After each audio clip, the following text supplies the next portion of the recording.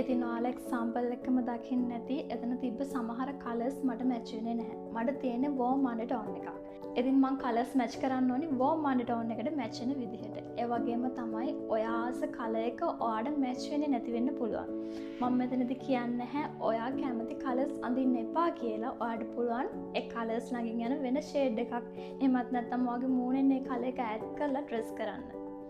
මොකද අපිට මැච් වෙන්නේ නැති කලර් එකක් අපි ඩ්‍රෙස් කරාම සමහර විට අපි හිතන ලුක් එක අපිට එන්නේ නැති වෙන්න පුළුවන්. අපිට මැච් වෙන කලර්ස් වලට පුළුවන් අපේ ස්කින් ටෝන් එක අප් කරලා පෙන්වන්න.